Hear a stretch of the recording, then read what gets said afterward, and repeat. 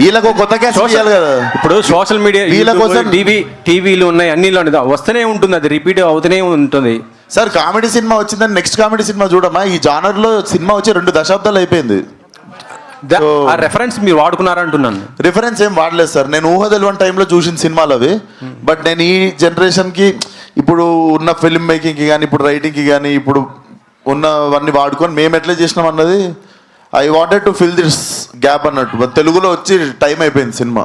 కోయి కోయి ఈ పాట కొద్దిగా అంటే ఇది ఒక మతానికి వాళ్ళు ప్రేయర్ చేసుకునే దాన్ని మీరు ఇలా వాడటం ఏంటి అసలు కాదు సార్, అసలు కాదు. మీరు వెళ్ళి రీవిజిట్ చేయండి ఆ వీడియోని. మీరు మాట్లాడిన తప్పైతే మీరు కరెక్ట్ చేసుకోండి. అది డెఫినెట్లీ ఒక సరదాగా మనిషి అండ్ మాకు డైరెక్ట్లీ ఆ మనిషితో మాట్లాడడం జరిగింది.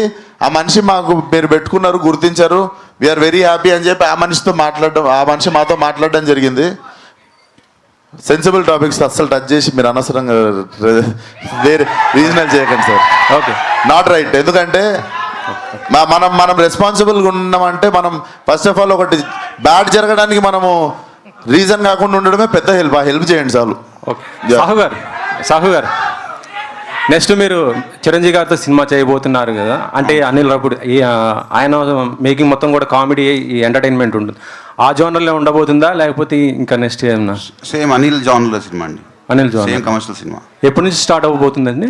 ఒక 4 months తర్వాత స్టార్ట్ అవుతుంది. సాహు గారు ప్రొడ్యూసర్ సాహు గారు హాయ్ అండి.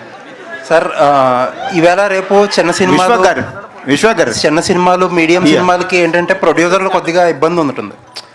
ఈ ప్రొడ్యూసర్లకి కొద్దిగా ఇబ్బంది ఉంటుంది. ఈ ఓటీటీ ప్లాట్ఫామ్లతో మాట్లాడుకుని డేట్లు వేయడం అయ్యింది ఇబ్బంది. బట్ మీరేంటంటే ఆల్మోస్ట్ నాకు తెలిసి 6-7 నెలల నుంచే ఈ సినిమా February 14th అన్నారు. ఆల్రెడీ కొన్ని అనౌన్స్ చేసిన సినిమాలు కూడా ఆ లెక్కలో సెట్ అవ్వక పోస్ట్ పోన్ చేసుకున్నారు. బట్ మీరు మాత్రం చాలా కాన్ఫిడెంట్గా February 14th అని అన్నారు. అప్పుడు ఆ డేట్గా వస్తున్నారు. అంటే ఏం లేదండి, ఇప్పుడు ఆ సినిమాలన్నీ ఏంటంటే అనుకున్న టైంకి రాలేక పోస్ట్ పోవటం వల్ల మళ్ళీ డేట్ దొరకపోవటం వల్ల ప్రాబ్లమ్స్.